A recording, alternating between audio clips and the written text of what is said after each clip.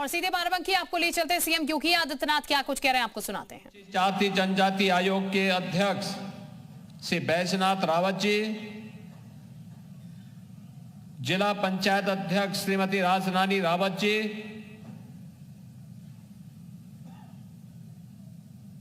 विधान परिषद सदस्य श्री अंगद सिंह जी, अवनीश कुमार सिंह जी, माननीय विधायक श्री साकेंद्र वर्मा जी, दिनेश रावत जी, रामचंद्र यादव जी, प्रगतिशील किसान और जिनकी सेवाओं के लिए आदरणीय प्रधानमंत्री जी ने उन्हें पद्म पुरस्कार से सम्मानित किया है और जिनके खेत में आज के किसान पाठशाला और प्रगतिशील किसानों का यह सम्मेलन हो रहा है, ऐसे राम शरण वर्मा जी, पूर्व सांसद और भारतीय जनता पार्टी की प्रदेश की महामंत्री श्रीमती प्रियंका रावत जी, किसान मोर्चा के प्रदेश के अध्यक्ष कामेश्वर सिंह जी, पूर्व सांसद उपेंद्र रावत जी,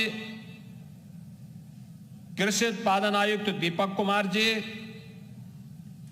इफ्को के उपाध्यक्ष श्री बलबीर सिंह जी, प्रमुख सचिव कृषि से रविंद्र कुमार जी और आज के इस कार्यक्रम में उपस्थित बाराबंकी और प्रदेश भर से आए हुए हमारे सभी प्रगतिशील अन्नदाता किसान बहनों और भाइयों, मैं सबसे पहले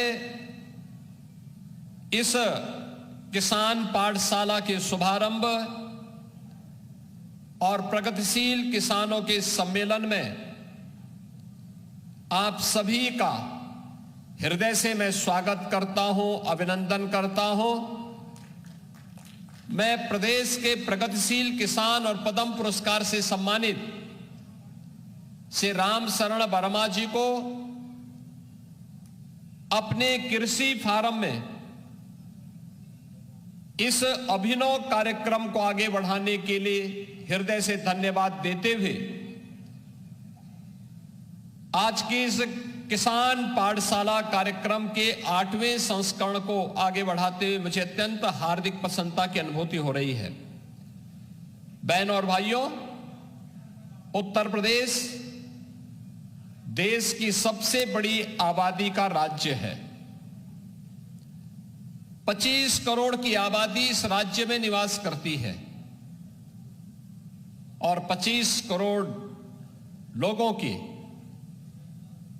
भावनाओं के अनुरूप यहां का विकास हो, वहां समग्र विकास की दूरी उत्तर प्रदेश दिखाई दे। ये पिछले 11 वर्षों में आदरणीय प्रधानमंत्री मोदी जी के मार्गदर्शन में उत्तर प्रदेश के प्रत्येक नागरिक ने महसूस किया है। उत्तर प्रदेश अत्यंत उर्वरा भूमि है, पर्याप्त जल संसाधन है, बेहतर कनेक्टिविटी से अब आच्छादित हुआ है। किसान जिन सुविधाओं के लिए पहले तरसता था, आज डबल इंजन सरकार ने उन सभी सुविधाओं से उसे आच्छादित करने का परिणाम है कि उत्तर प्रदेश आज के दिन पर देश के अंदर सर्वाधिक कृषि उत्पादन करने वाला राज्यों में से एक है।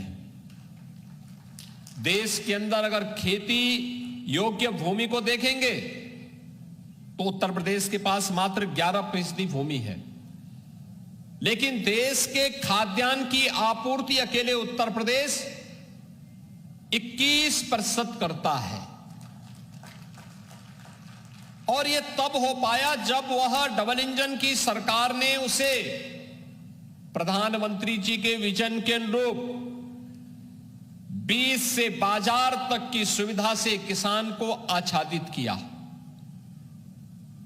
अब बीज से बाजार के बीच की दूरी को पाटने के साथ ही धरती माता के स्वास्थ्य के साथ ही पर्यावरण की सुरक्षा के जिस बड़े अभियान को लेकर के हम आगे बढ़े हैं, इसमें हमारे अन्नदाता किसानों की बहुत बड़ी भूमिका होने वाली है। बहनों और भाइयों, ये धरती माता हमें पेट भरने के लिए अन्न उत्पन्न करती है, लेकिन इसका स्वास्थ्य भी ठीक रहना चाहिए। और इसका स्वास्थ्य ठीक रहेगा तो मानव ही नहीं, जीव सृष्टि ही बची रहेगी, उसका स्वास्थ्य भी अनुकूल रहेगा। और उसके लिए अनेक कार्यक्रम वर्तमान में चल रहे हैं। प्रधानमंत्री जी ने national mission of natural farming के जिस अभियान को आगे बढ़ाया है, यह उसी कड़ी का हिस्सा है। हमेशा प्रधानमंत्री जी इस बात को कहते हैं कि किसान की आमदनी को बढ़ाने का पहला मंत्र है लागत कम हो, उत्पादन ज्यादा हो। लागत कम हो, इसके लिए अन्नदाता किसान को समय पर बीज मिले, समय पे खाद मिले, सिंचाई के बेहतर सुविधा हो, वैज्ञानिक तरीके को अपनाया जाए, यह संभव है। और जिन प्रगतिशील किसानों को अभी हमने मंच पर सम्मानित किया है, ये उनके द्वारा किए गए प्रयासों और नवाचार का ही परिणाम है कि आज उन्हें मंच पे भी सम्मानित किया गया। और जिन प्रगतिशील किसान के इस कृषि फोरम में आज हम एकत्र हैं, ऐसे राम शरण वर्मा जी के सेवाओं के प्रति ही सम्मान व्यक्त करने के लिए प्रधानमंत्री जी के कर कमलों से प्रधानमंत्री जी ने 2019 में उन्हें पद्म पुरस्कार दिया था। आज उत्तर प्रदेश का किसान इस दिशा में तेजी के साथ आगे बढ़ा है। और मैं इस बात को कह सकता हूं कि उत्तर प्रदेश के अंदर आज के दिन पर वे सभी प्रकार की सुविधाएं हैं। आपने देखा होगा एमएसपी का भुगतान पिछले 8 वर्ष से लगातार किसानों को प्राप्त हो रहा है। आप बिचौलिया नहीं, किसान या खेती करने वाला व्यक्ति ही अपनी उपज को क्रय केंद्र में बेच सकता है। अन्नदाता किसानों को सॉइल हेल्थ कार्ड और फसल बीमा की सुविधा हो, गन्ना भुगतान की ऐतिहासिक उपलब्धि हो, कृषि मंडियों और ग्रामीण सड़क नेटवर्क के विस्तार का कार्य हो, वैल्यू चेन स्टोरेज प्रोसेसिंग पर एक बड़े निवेश को आगे बढ़ाने का कार्यक्रम हो, या फिर किसानों को बाजार और निर्यात से जोड़ने का प्रयास। सिंचाई, हर खेत को पानी, नहरों, पाइपलाइन, माइक्रो इरिगेशन और सौर पंप का विस्तार, जल संरक्षण का एक बड़ा अभियान, ड्रोन डोजिंग, सौर ऊर्जा, एफपीओज, स्टार्टअप्स आधारित फसल और मूल्य संवर्धन की योजना आज ये उत्तर प्रदेश के अंदर दिखाई दे रही है। खरपतवार नियंत्रण, सॉइल टेस्टिंग, प्राकृतिक खेती पर जो आज विशेष फोकस हुआ है, आज ये उत्तर प्रदेश की पहचान बन रही है। और किसानों को कृषि में उद्यमिता के लिए भी प्रेरित करना, जिसका उदाहरण आज हम यहां पे श्री राम शरण वर्मा जी की खेती में देख रहे हैं। यानी खेती भी लाभकारी हो सकती है, ये देखना है। राम शरण वर्मा उसके उत्कृष्ट उदाहरण है, और जिन किसानों को हमने भी मंच पे सम्मानित किया है, ये उसके उदाहरण हैं। Food processing, cold storage, logistic, digital mandi, इसने प्रदेश में नए रोजगार के अवसर उपलब्ध करवाए हैं। एक्सप्रेसवे और लॉजिस्टिक पार्क से किसानों की उपज को राष्ट्रीय और अंतर्राष्ट्रीय बाजार में पहुंचाने की एक नई सुविधा उपलब्ध हुई है।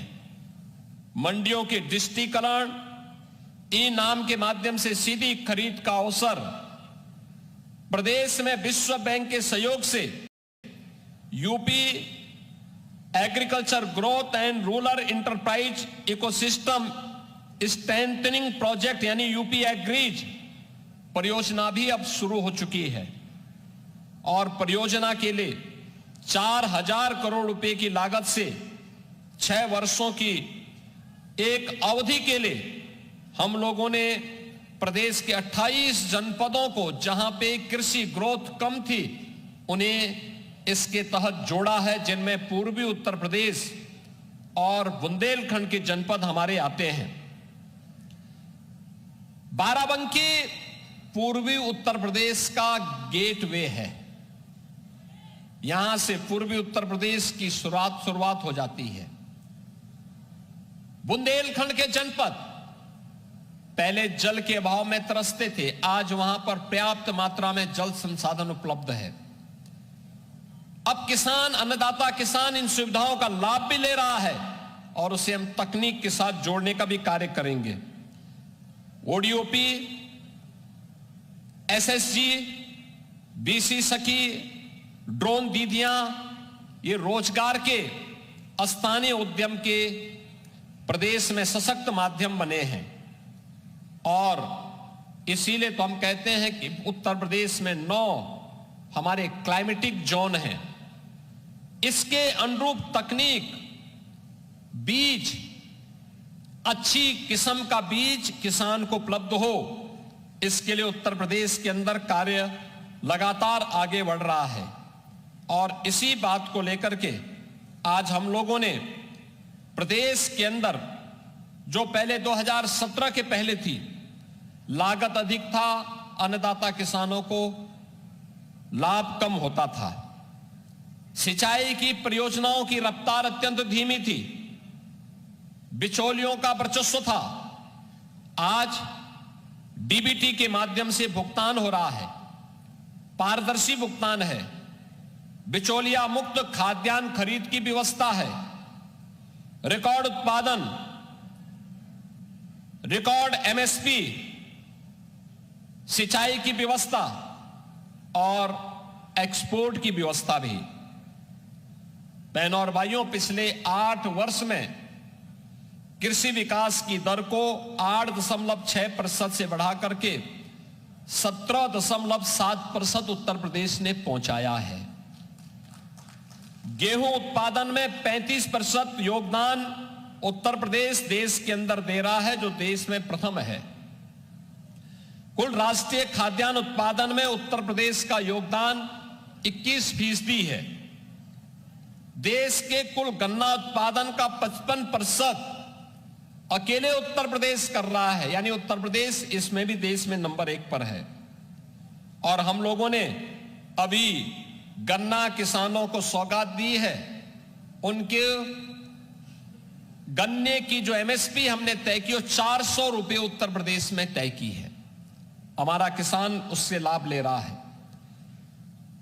पिछले 8 वर्ष में हम लोगों ने 2,92,000 करोड़ रुपए से अधिक का गन्ना मूल्य भुगतान अकेले गन्ना किसानों को किया है।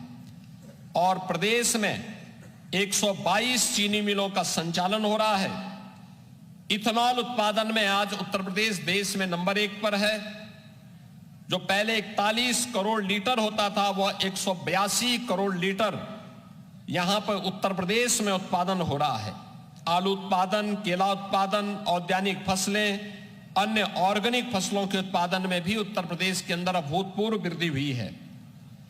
फल और सब्जियों के उत्पादन में भी उत्तर प्रदेश अब देश में नंबर 1 पर है। और उत्तर प्रदेश आज अपने यहां अन्नदाता किसानों को सर्वाधिक किसान सम्मान निधि का लाभ हमारे उत्तर प्रदेश के किसान ले रहे हैं। 2,86,00,000 किसान प्रधानमंत्री किसान सम्मान निधि के साथ सीधे जुड़े हुए हैं। किसान को समय पे उन्नत नस्ल का बीज मिले, इसके लिए भारत रत्न चौधरी चरण सिंह जी के नाम पर लखनऊ में एक सीड पार्क को हम आगे बढ़ाने का काम कर रहे हैं। वह कार्य बहुत शीघ्र आगे बढ़ने जा रहा है। आज प्रदेश के अंदर 79 यानी कृषि विज्ञान केंद्र सक्रिय है। शेष 10 पर कार्य तेजी के साथ आगे बढ़ा करके उन्हें भी किसानों को आधुनिक तकनीक और उनकी फसल को देखने के लिए डेमोस्ट्रेशन का, यानी एक नई प्रयोगशाला के रूप में ये सभी केंद्र आज प्रदेश के अंदर देखने को मिल रहे हैं, जिनमें कई कृषि विज्ञान केंद्र तो सेंटर ऑफ एक्सीलेंस के रूप में आज कार्य कर रहे हैं। और आज मुझे यह देख करके बहुत अच्छा लगा, यहां पर जब मैंने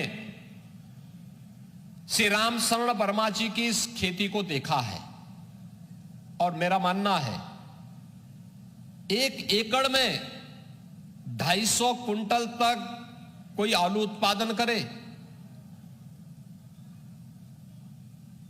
यह है लागत कम उत्पादन ज्यादा। 1 एकड़ में 2 लाख का केला उत्पादन करके लाभांश पैदा करे, यह भी यहां आपको देखने को मिलेगा। सभी प्रकार की वेजिटेबल, यह भी यहां देखने को मिलेगा। और एफपीओज के माध्यम से कैसे हम कोऑपरेटिव खेती को बढ़ावा दे सकते हैं, इसका उदाहरण भी यहां पे रामशरण वर्मा जी और उनके सहयोगियों ने बाराबंकी के इस दौलतपुर में करके दिखाया है। और मैं आप सबका आह्वान करूंगा, उत्तर प्रदेश में सब सुविधाएं हैं, ये डबल इंजन की सरकार आपके साथ में है, हमें थोड़ा प्रयास करना होगा, तकनीक को अपनाना होगा, समय पे खेती को प्रोत्साहित करना होगा।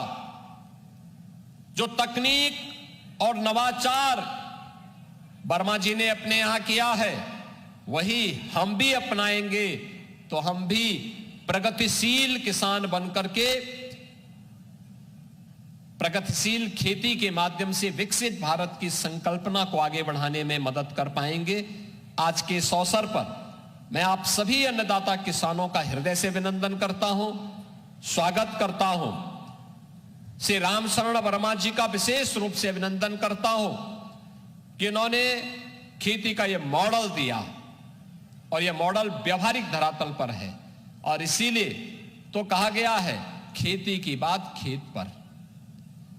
अब ये लखनऊ के सचिवालय में बैठ करके नहीं, किसान के खेत पर बैठ करके हम करेंगे, और किसान के खेत पर बैठ करके योजना का लाभ अन्नदाता किसान को देंगे।